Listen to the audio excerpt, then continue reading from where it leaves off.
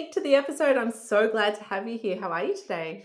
Yes, very good. Thank you. I'm so excited as well. And we must have done like 20 or 30 things together now in terms Yeah. of, recording webinar stuff. So now I'm super excited. Thank you for having me back. And great to have you all tuning in as well. Oh, wonderful. Now, today's episode, it's the 14-day challenge, and you are my lucky last guest. And we're talking about pay per click. And your specialty is pay per click and SEO. So I did let everyone know in the intro that you are the Winning with Shopify host, but you also do all sorts of pay per click and SEO campaigns for types of businesses. So do you want to just give us a quick introduction of who you are and what you do? Yeah, definitely. Ironically, the Winning with Shopify podcast is what we're like known for and everyone sees. It's probably about 2 or 3% of my workload, which is like recording an episode every week. And I have a team of people that deal with that. Most of my time, as you say, I spend most of the time with my SEO and PPC team here at Spec. Spec owns the podcast as well, so it's all under one big banner. But yeah, I've been working in PPC since I was 17. So that would have been in 2008. I would have started that. So you can work out how old I am. But yes, I've been doing it for quite a while. I also then started doing SEO probably about 2 or 3 years into my career, predominantly in lead gen initially. I know we're talking about lead gen today. So the podcast is about Shopify and e-commerce, partly because I got it from Caroline. So Caroline started it, and that was all Shopify related, and we've just grown and scaled it up from there, from the foundation that you gave us and some of the great stuff there. But yeah, certainly the business spec, we do half on lead gen, half on e-commerce. So yeah, we're going to focus on lead gen today and talk mostly about what you guys are trying to achieve. Fantastic. So the first thing I want to know is that this is really aimed at people who have not run ads before. So if someone's listening and the whole series has been about, growing your business, and we've spoken about a whole lot of free ways to get new traffic, to get new leads. But today I really want to concentrate on why ads. Like, why would someone run an ad if they've never run one before? If they don't think that they're ready to do it, is it time for them to do it?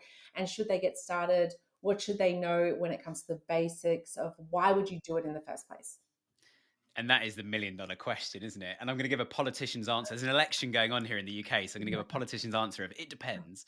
Um, let's look at some of the channels. I think is probably a good way. It's the first place my brain went when you asked the question. Let's look at some of the channels and work out, okay, how hard is it? What's the barrier to entry, and how difficult is it to get an ad running? And the main two, certainly in lead gen, and the first one I would highlight, and we're probably going to talk a little bit more about social ads in a minute, because I know it's a bit more of a focus for some of you guys. But Google is the main thing we work on. We do ads on other platforms, but the thing you got on Google is you got the intent. So someone is Mm. there searching, like, I'm looking for an IT company, I'm looking to solve this problem. I want someone to come and clean my roof. That's a lead gen campaign. I want someone to come and clean my roof for me because it's absolutely filthy. Mine's not, because I was just chatting to Caroline before we hit record about my new solar panels. I'm very Yeah. excited about. So even with the solar panels, I went on Google and searched, okay, I want to get solar panels. What are the funding options in the UK at the moment? How good are the panels? Could I run my whole house off it? All these things I'm searching for, I've already got that intent. Whereas if you advertise on a social platform, you're going to find that the intent is obviously going to be lower, because I'm currently on Facebook, and one of my hobbies is steam trains. So I'm currently on Facebook looking at pictures of steam trains and talking to people about nerdy things to do with boilers and coal and steam and smoke and stuff like that. And then suddenly an ad hits me and says, hey, do you want some solar panels? There's a lot lower chance I'm going to click on the Facebook ads than the Google one, because the Google one I searched for, the Facebook one, has interrupted my day. That said, you said it yourself, Karen, it's pay per click. So you only pay when somebody does click on the ad. So in terms of like when to actually start, where's the barrier to entry? The thing you can look at on Google under something called Google Keyword Planner is you can look at what the click costs are. I tend to like to work to a rule of 1,000. It's not $1,000 or euros or pounds. That's 1,000 clicks, so having 1,000 users on the site. So if you go and have a look in it, and to give an example, some keywords are as low as like 20 cents euros or dollars, or 20p in the UK. Some are as low as 20p a click, and we've got a campaign type we run for some of our e-commerce clients. It's down at like 5 or 6p a click, which is epic. Oh, wow. Problem is, the more specific you get, the more targeted you get, the more the click tends to cost, because it's now of higher value. And all of these platforms work on an auction. You are bidding, literally like in an auction house, you are bidding to appear in that space. So whether it's Google, Facebook, or anything else, you want to work out as quickly as possible, which might be turning a campaign on like £5 a day just for one day, and just spend £5, $5, €5, and just find out like what is that click cost, and then just turn the thing off. At least then you've got some sort of barometer to go, okay, to get 1,000 people on the site, it's going to cost me $2 a click. So I'm going to need $2,000 to get 1,000 people in. And then you can talk to your coach, Caroline, or talk to the business, or have a look in your in your P&L and go, right, okay, what's a customer worth? How many people do we need on the website to get a lead, to get a customer? Work out all of those to go, okay, every person that lands on the site is worth this to me. Because actually, we find with some businesses, they're like, right, here's $10,000. We want to start spending that per month on Google and start generating some leads. And we run the numbers to go, okay, you need 50 leads per new customer. So you've got a sales problem. So after they fill out a form, you've got a sales problem here of you're not converting enough leads into customers. Then you take a step back from that and go, okay, we need 100 people on the website to get one lead. You've also got a conversion problem. And to get 100 people on the site at $2 a click, it's going to cost me $200 to get one person on the site. So to get 100 leads, to get that one customer, it's going to cost me $20,000. And that is, depending on your business model, if you're selling solar panel units, using my solar example, if you're selling those to businesses and the average purchase is like $200,000 and it's going to cost you $20,000 to get a new customer, go start printing money. It's fantastic. And there's nothing really to lose. But let's face it, you're up against competitors that have already done all of that analysis and got quite lean in that process, and you're up against those guys. So if you were selling £200,000 solar panel units, you're not going to be paying $2 a click. It's probably more like 20 or 40 or 60 or something. So I would almost do some maths like that back to then go, how many people do we need to get to land on the site? And it is chicken and egg. If you don't have much traffic, you need to get some traffic to find out.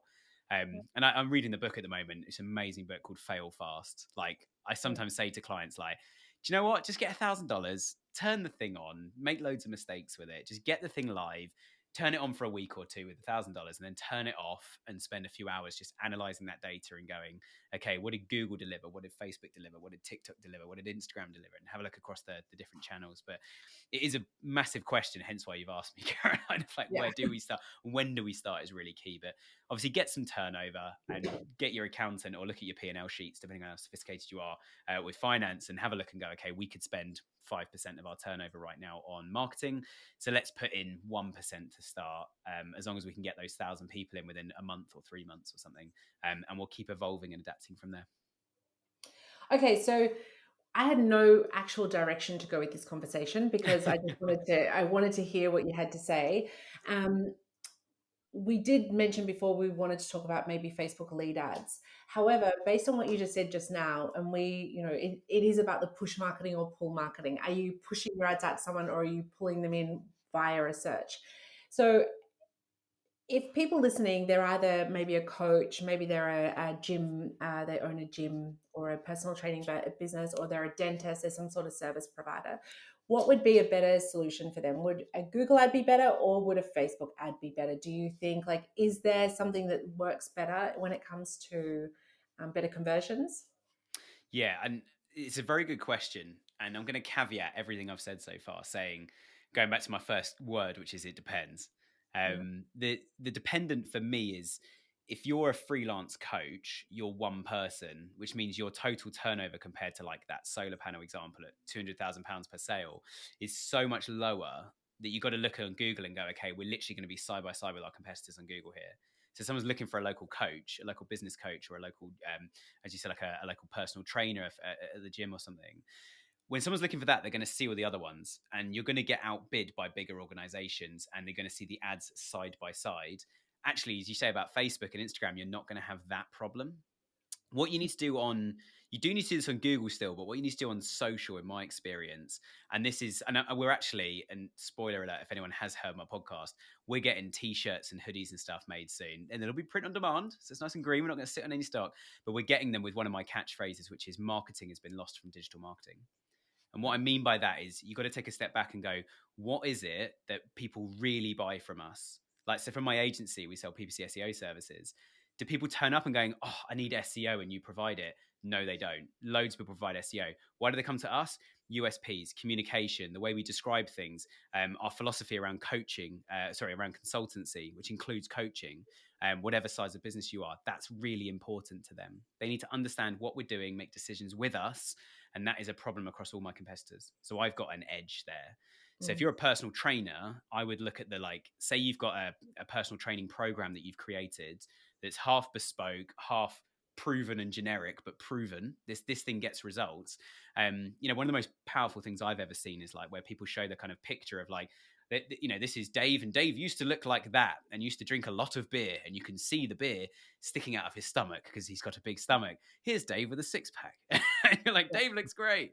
And this was Dave's marathon time. That one was 7 weeks, and this one's 2.5 hours. Like, Dave's doing great. That's really powerful. And I think especially if you're offering personal training services, coaching, focus on a local area. And I think social is going to be a cheaper outlet. And as we said about lead forms, I'll explain what those are in a sec if you guys aren't aware or haven't used them. But you certainly got to think of your edge. So like my office is based in a town in the UK called Leatherhead. So if I saw like, personal training sessions, your first 3 are free, and I guarantee to lower your running time by 10% in those 3 sessions, and I'm based in Leatherhead, all of that in one very simple ad. This guy is getting a phone call. Like, I'm training for a half marathon right now. I'm calling him. It's relevant. And he knows I'm training because he can target me on Facebook with things like the fact that I'm uploading my Strava times, the fact that I'm part of a group on Strava, which is connected to Facebook. So every time I do a run, my Facebook page, which you won't find me, it's all private. I've locked my Facebook down because of the podcast, if I'm honest. So many nutters reaching out. But yeah, certainly they can see that I'm posting these Strava times and use that as a thing saying, okay, if you follow Strava, you're based in this little local area, you're really into running, and have recently mentioned a phrase like new shoes, which I did. I posted going, these new running shoes look absolutely bizarre. They do. They look really weird, but they're so comfortable. They don't look like running shoes. So, but you see how that's a clear targeting method to get to me, but he's got his USPs to contact me. Now, in terms of the execution, you mentioned those lead forms, Caroline. We were talking about them earlier. We certainly find for smaller businesses, it's so difficult and time consuming to get a really good website and a really good landing page. And that whole user journey I was talking about earlier of clicks to form fills to conversion, that is actually a bloody nightmare for a lot of people. Yeah. Which I find staggering. So like in the e-com world, we've got Shopify, and Shopify's fantastic. You click customize and you're literally just looking at your website going, add a block, 3 columns, put products in. It's really cool. I can do what I want. Change colors, click there. You've got the whole color palette. Choose a new color. It's done. Yeah, that's what I'm doing now. Because there's been nothing, that you have to link so many different things in and nothing connects to each other.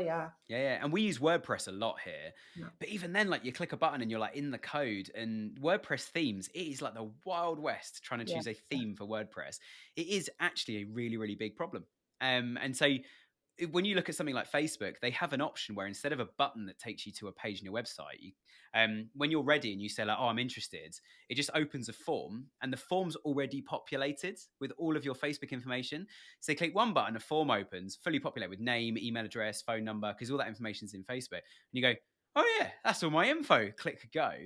So imagine what the conversion rate is of that, than actually distracting them when they land on the page. And there's an old philosophy in sales that I absolutely stick to, which is stop selling when the selling's done. So if they see an ad of yours on Facebook and go, like that running, this guy doesn't exist, by the way. I just made up this PT who's running instructor or whatever. But if that ad pops up, I see that ad and go, I want this thing. If I now land on his website and it starts talking about, check out my reviews, there's only 6 of them. Only 6? Yeah. So it's almost like he's done all the hard work and now he's undoing it, doing things that he was told by some marketing person. I watched a webinar like this where someone sat here and stupidly said like, yeah, always show all of your reviews. And there's only 6 of them. And you're like, this guy says he's been a PT for 15 years and only 6 people in the whole of the 15 years have bothered to go on Trustpilot. That's the problem. So actually using the lead form, it's just like, I like this video or this post, click here, bang, it's done, and you're through. No, I love that. That's really good. I'm doing that a lot with a client of mine, Beck, actually. So we've tried all different ads, and lead form definitely works really well. She's in fitness as well. And it's so true that people are there. It's also cheaper. Facebook doesn't charge as much for those ads because you're not sending people away from your website. So you're saving money. Like you said, it's just like, it's a no-brainer. The information's already there. They don't have to do any work. They don't have to think about which fake email address am I going to put in. It's like, the information's there. Yeah, we've all got one. The other thing with Facebook is, and it's just a theory of mine, the reason to make it cheaper is if you fill out that lead form, you're starting to put a habit of filling out those lead forms. So you're more likely to do it in the future, which then means that you're more likely to click on more ads and fill out more forms, which is also good for Facebook. So they give a discount which is exactly what e-com brands do, is you look at like, I'd make less profit on my first order to get more orders from you. So us as a user of Facebook, I'd rather make a bit less on that first form fill on the basis that I'd rather have 10 of those than just one single click today. And as you say, they've left the website and gone. So yeah, utilize it while it's there. I don't know how long it's going to last. And certainly the EU, I mean, you're based in the Netherlands, obviously, Caroline, so you're really close to the head office of the EU. They are like the war on cookies Yeah. and data protection stuff is on. So they do not, I mean, Facebook do not comply with data protection whatsoever. So those lead forms, I don't know how long they're going to let them run for. I'm not saying they're illegal, guys. Like Facebook will have covered that. But I wouldn't be surprised if there were law changes that meant Facebook couldn't do a lead form, because Facebook then holds that data. So if they put a different email address and stuff in, Facebook's now holding a second email address for that person. And I don't know what the rules are around that. But yeah, if that changed, I wouldn't But be I think surprised. the US has slightly different laws than the EU. And I don't know, are you still under the same laws? No, No. Eddie. You can do what you want in the Are you US. under the same laws as the EU still, or have you? We are, yes. And in our election right now, everyone's talking about it, going like, why are we still subscribed to all Yeah. the EU laws with none of the EU voting rights? This isn't what we signed up for with Brexit. So yeah, we'll see what happens. But certainly in the US, like we had a sponsor on a podcast called retention.com. And anyone that's visited your website, they'll give you between about sort of 60 and 70% of all that customer data. They'll give that to you in a platform within Shopify, even whether they filled out a form or not. They'll just go, we know Caroline has been on our website on your website today, and you can have an automation trigger, like, so it'll send you an email, Caroline, an hour after you've been on the site. If you don't come back and buy, send you an email going, hey, Caroline, thanks for stopping by. And that's perfectly legal in the US right now. I think there's only one, California is talking about getting rid of that, But they're taking the EU data. They're taking my data from the EU and doing it? no, you have to be a US citizen. Okay. You can do it in the US, but yeah, you can't do Yeah. it with EU data, because their EU will start a trade war with the US if that happens, Yeah. which we all want to avoid. Yeah, exactly. So let's talk about when it comes to ads. If we're running one of those lead ads, let's just go into that a little bit more detail. What's better? Text ads, image ads, video ads? What works best? It's a great question. Yeah, and I'm not going to say depends on this. There is actually a rule of thumb to it. The first thing I would say is be authentic. Whichever one of those, whether it's images, text, carousel images, carousel images, video, whatever it is, be authentic in that. And I think this goes back to my phrase about marketing. Think about what's the actual reason someone engages, like with this, like my targeting set. What is their problem right now, and how do I fix it? And I find it fascinating with brands. Like we've had clients in the past where we said like, okay, you're buying this service, this IT support service. Why are you buying it? And they go, because you have the best Christmas parties. The IT company invites all their clients, and we love it because we don't have a Christmas party, so we just come to yours. And it was a genuine thing someone wrote down in the form as to why they do it. So actually saying like, do you want to come to our next Christmas party? We'll sign up to our IT service in the next 2 months. You get to come to our Christmas party in London. It's amazing. With free drinks all night. And it's learning that, like, we're here's a badge to prove why we're one of the best IT providers in the country, but get to come to a free Christmas party. And that's the reason people sign up. I've taken that on board. I have drawers of chocolate in the office, and my team come in at least 3 days a week, sometimes more, and they never complain. And it's like brilliant. And we've also got a freezer for ice cream now at the summer as well. But I think understand that, and the rule of thumb for me really is like, if you're not trying video, you're not trying. So do video. Video is so powerful. We've all got the best camera in the world in our pockets right now. So get your iPhone, record something. I recorded a story yesterday announcing something we launched on the podcast, and it's gone out on my podcast Instagram. We're running that as an advert, and it was literally just me standing in the corner of this room. I didn't even have this lighting rig or anything on. Corner of the room, phone in my hand, really. But me just doing a heartfelt, like, guys, I've worked a year on this thing. We've just launched it. Just click the button and you can go and sign up. It's amazing. And just launch that as a story, and we put £5 or something behind it. But I think there's also, especially if you're a coach or a PT or something, people buy people. So whether you're like one of the top account managers or the CEO of a big organization, or you're an independent person, you're the thing they're buying. They're not buying fitness. They're not buying, it's, do I like you? And if I like you, you're the thing I need to see. So what you could do actually is interview someone, or have a video where you interview someone who's a new client, do 6 months of training with them, then interview them again and be like, how are you finding this thing? And honestly, it's one of the reasons I bought the solar panels that are on my roof. Is the guy came around with his iPad, the sales chap, to our house. And when he was doing the survey, he said, right, watch this. And it was showing me like 20 people in our area, and 2 of them I actually knew. They were both based on my road.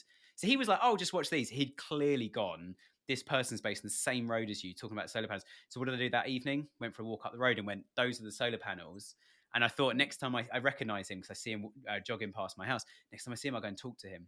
So you see how many points there where it's like people by people, the relevance, their authenticity, it was just him holding his iPad going like, so John, tell us about your solar panels. And it goes, so I think that whole kind of like, look, here's someone who lives in your local area that's had a physical health transformation as a result of being a customer of mine. Click here to do, and then the call to action is really key. Fill out the lead gen form below. Obviously don't call it that. Fill out the form below. And yeah, we'll set up a free consultation for this, and we'll set a target. How much weight can you lose? How much time can you shave off? How much better can we have you sleeping at night? And we'll get you a Fitbit, and we can look at your sleep quality as a result of doing fitness. Because actually, even with fitness, I saw a study a few weeks ago, if you ask people about fitness and say, why do you do fitness? It's always like, I'm not sleeping well enough. My wife's not attracted to me anymore. And all these other things like, I've tried cutting my hair, brushing my teeth more. None of it's working. So like, right, it's diet time. I'm going to the extreme. So then the call to action is like, feel better and more confident about yourself, sleep better at night, or here are 5 benefits from going through my health program. You can sleep better at night. You can do this. And the first few seconds of that video are so important. Yeah. I love a mix of ads though. I think the video is a good one to do the kind of like, 1 or 2 time frequency to people on meta ads, for example. Get that in front of them first, and then almost have like an audience that's built off that. Then target that audience with little images that talk about some of the features, but focus on the benefit first. Why do you want to come on board with me? Why do you want to come and use my services or pay me any money? And then start talking about the features of it, saying like, it's an 8-week program. It only costs $120 to start. And you should see an improvement off the back of that, et cetera, et cetera. So I think you're kind of building this like funnel campaign here, but the call to action all the time is the same. Like, fill out this form and I'll give you a call back. And make sure you put on the form as well, when do you want to be called? Going back to that whole kind of like the sales team not getting 100 leads and only getting 1 customer. That's really common. You can't afford that when you're a small business. Like, there's no room for crap like that. Excuse my French, but we need to make it better. So I think putting on the form, especially when it's like it's from you to another human and they're buying your time, your services, a personal trainer, a fitness coach, or whatever. On those, I think definitely have that time in there. So it says like, Fridays between 9 a.m. and midday are best for me. Well, as soon as that arrives on your phone, A, email them. Hey, thanks so much for filling out the form. I'm going to come back to you. And B, if you don't phone them at the time you've said, just forget it. You've absolutely got to call them. You could even text them the night before saying, really looking forward to our call tomorrow. Going to give you a call at 9:30 in the morning, especially if you've got their mobile number. Going to call you at 9:30. You send them a WhatsApp and make sure your picture on WhatsApp is you looking really fit if you're a fitness coach. Like, that's the thing they're buying. That's because most people buy a PT or fitness coach like, I want to be like them. That's the target. Fantastic. I wrote down so many things that you just said then because you have so much information and you're amazing. So I love that. You mentioned you taught me a lot of what I know. It's good. Stop the scroll. So I think you said something before about when you said about the Christmas party. Do you think that's about the actual Christmas party, or do you think that that's just something that's so wow and out there that it stops the scroll? What part of that do you think is actually what's catching the person? So someone's listening because they're not doing a Christmas party. So they're listening to you going, that sounds great, but I can't do a Christmas party. So what part of that is actually the relevant? Is it that they're giving away something for free that's actually valued at something high? Or is it just that it sounds like something so crazy as you see it that you go, oh, hang on a second, what's this? And then it makes you think. Yeah. And certainly the advert wouldn't start with like, is your workplace doing a Christmas party? It needs to talk about IT services or whatever the thing is. Yeah. I think what it's trying to do is capture into something like, for example, that was actually a real example of an IT company that were doing it. Obviously, the IT company, their clients generally were like law firms, accountancies. So they had targeted those guys. So they had looked at the profile of those businesses and gone, what would they love? What would be something that would just interrupt their day? And actually inviting them to a Christmas party is probably what, 50, 80 pounds a head? Like, that's nothing compared to what we can earn per user for their computer, the Microsoft 360 licenses, printers, cabling in the office, broadband connections, like the whole shebang for 100 people. And also of the 100 in the law firm, like maybe only 10 or 15 will actually turn up. It might just be the senior directors that come along. Yeah. It might even be like all the new young juniors that, still have their soul. But I won't judge accountants and lawyers. We need those guys and they're very helpful. Yeah. But I think it's just, what it was doing is it was really challenging quite a sort of, this is the way an industry is. And someone needs to go in and disrupt that. I'm not saying the IT company have fully disrupted it, but certainly for their clients, it's something that's like, this is so different. This is so different to what we normally have and do. I've had things like, and I'm expecting an email now. I had a little bag arrive, and I've no idea who it's from. It arrived yesterday in the office, and there was no note or anything. And I looked in it, and it's got those old, remember those the little tattoos that kids have, and you peel the thing off, you put it on your skin, you put like a wet flannel on, it sticks. I've been sent like a whole wad of those. I've no idea who from. I think that they sent those out and the email's badly timed. The return address. I haven't Googled it yet, but it just sounds really generic. But even things like that, like I remember a friend of mine who works in IT. We used to run an IT business. He said he got a rugby ball sent to him during the World Cup years and years ago, Rugby World Cup, and it just said on the side of it like, "Let's throw some ideas around," from a marketing agency. And then when you looked on the other side of the ball, it was inviting them to like, "We want to take you guys out for lunch. We've got a lovely venue. We can have lunch. There's a meeting room. We're offering you a free marketing workshop to come up with some creative ideas. We want to be your new brand agency. You're an amazing company, but your brand's terrible. Let's throw some ideas around." So now and it also came with a little thing to put the rugby ball on.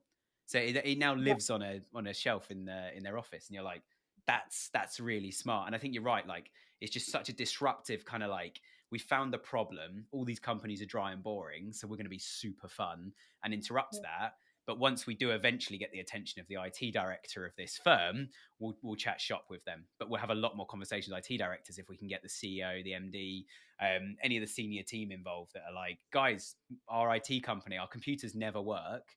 And these guys say they can fix all of that, and we get to go to this free party at Christmas. Like, that sounds really cool. And there's obviously a couple of shots of the free party. And this is, but you're not here for the free party. Like, let's talk about IT. Does your computer work? Does it do this? Does it do this? Probably not. We'll fix all of that in the meantime, and we'll see you at Christmas. Yeah, I love it. I love those sort of. I get really passionate about those sort of things. I think that one thing from everything you're saying that a lot of people don't understand is that they do get too generic, and they just think, do you want to lose 10 kilos, or do you need a life coach because you need a better relationship? And those ads just do not work, because I don't know what the stats are now. It's around 14 touch points before someone wants to work with you. And I think a lot of people think, oh, if I just put up one Facebook ad, oh, it didn't get any results. So then therefore it doesn't work and I cannot use pay per click. I think that's sort of the place where a lot of people still sit, that they don't understand that there's, like you said, you've got to stand out from the crowd. You can't be generic. You've got to get your personality across as well. And if it's about you, then you've got to get yourself across as well.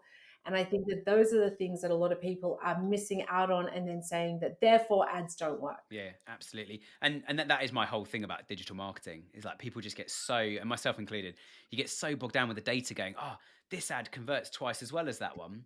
But I always say data is an onion. You take the next layer off and go, although that ad converts better, no one actually purchases at the end of it. We get leads from it, but no one actually buys anything. I'll give you a really good example of that. Is we work with a client here in the UK, and a lead on Facebook cost them £20, and a lead on Google cost them £200. And on the face of it, they were like, get us more leads on Facebook. And we were like, absolutely not. Facebook is the leads on Facebook, none of them convert. None of them become customers. But when we run Facebook, Google used to be at 300, it's now at 200.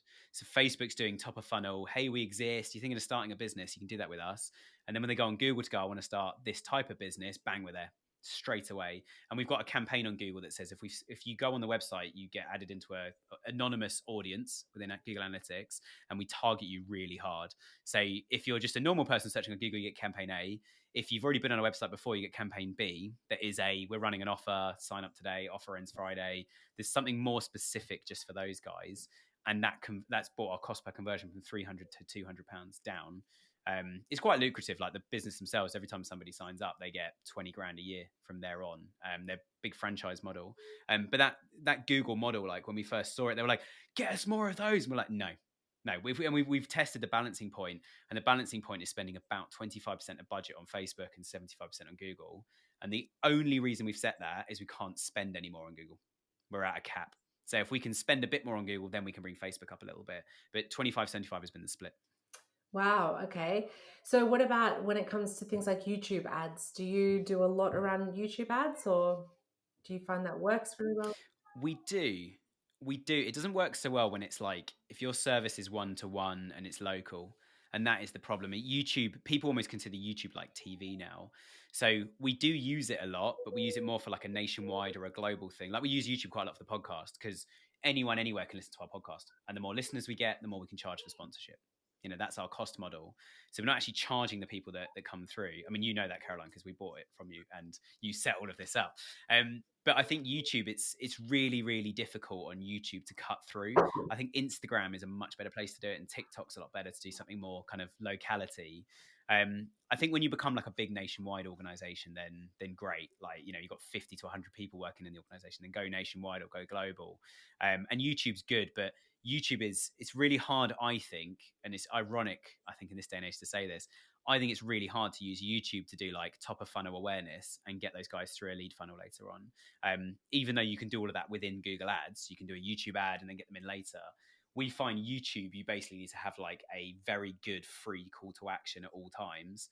And even if you geo target it and say, I just want 20 miles or 20 kilometers around my location right now, even then it's not very Yeah. accurate. And it's quite hard, I think, for Google actually to target people on a phone, because it'd be like, I'm connected to a radio mast 7 miles away right now, and it's traveling from there to my phone, or certainly in the UK where I'm sitting right now. Everyone who's listening to this will have heard of Oxford. It's one of the most famous places in the world. It thinks I'm sitting in Oxford right now. It's a 2.5 hour drive away to Oxford, but that's just where the IP pool for the connection our office thinks we are.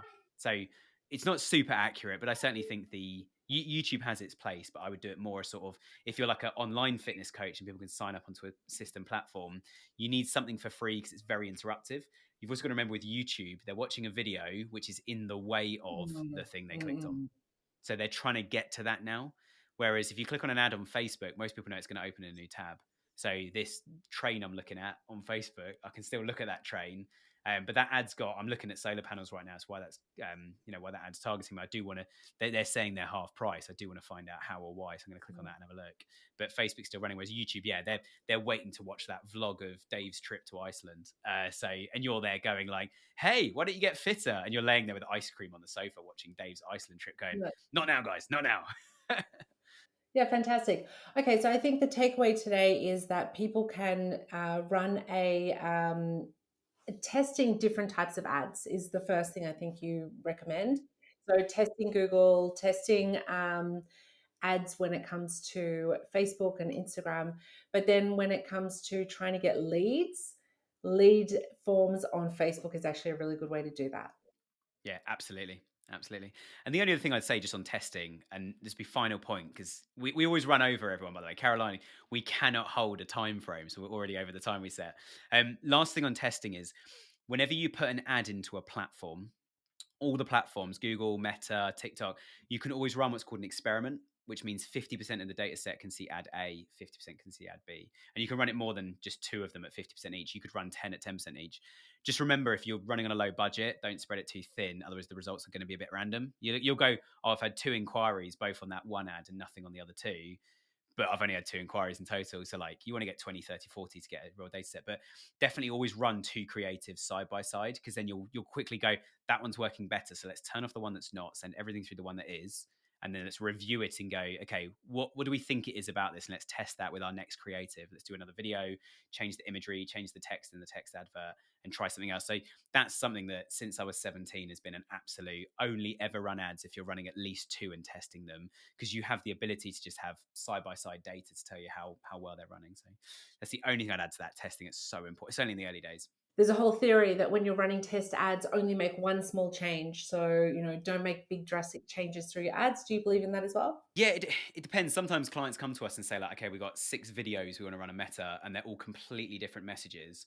Sometimes we go, all right, let's just start with one big targeting set and try and do a sort of fair split test across all 6.